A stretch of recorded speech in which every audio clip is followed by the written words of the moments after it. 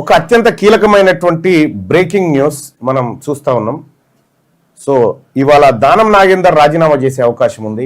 దానం నాగేందర్ లేదా ఇవాళ లేదంటే రేపు 1-2 days లో రాజీనామా చేసేటువంటి అవకాశాలు కనిపిస్తా ఉన్నాయి.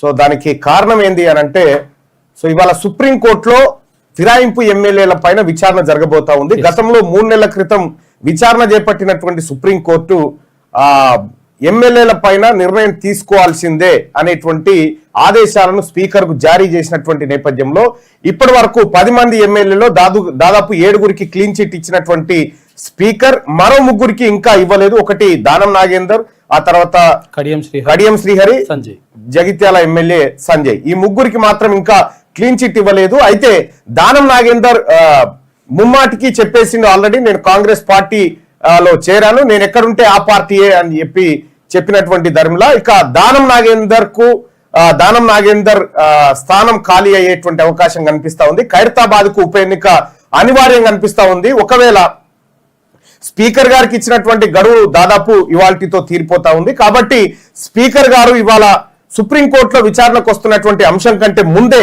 దానం నాగేందర్ పైన వేటు వేస్తారా, లేదంటే సుప్రీంకోర్టు వేటు వేసేదాకా వేచి చూస్తారా అనేది చూడాల్సినటువంటి అంశం. మొత్తానికైతే 2 అంశాలు ఇక్కడ కీలకంగా చూడొచ్చు. ఒకటి, దానం నాగేందర్ గారి రాజీనామా ఏదైతే ఉందో ఆయనంతా ఆయనే రాజీనామా చేసేలా, లేదు అనంటే స్పీకర్ ఆయన పైన వేటు వేసేలా, లేదంటే సుప్రీంకోర్టు ఆయన పైన వేటు వేసేలా. ఈ 3 ఆప్షన్స్ ఉన్నాయి. ఈ 3 ఆప్షన్స్ లో సహజంగా రాజకీయ నాయకుడు ఏం చూజ్ చేసుకుంటా అంటే, వాళ్ళేంది వీళ్ళేంది నన్ను చేసేది, నేనే రాజీనామా చేస్తున్నా అనేటువంటి ప్రక్రియ జరిగే అవకాశం ఉంది. అందుకోసమే ఇవాళ లేదా 1-2 days లో దానం నాగేందర్ గారు రాజీనామా చేసేటువంటి అవకాశం స్పష్టంగా కనిపిస్తా ఉంది తన ఎమ్మెల్యే సభ్యత్వానికి.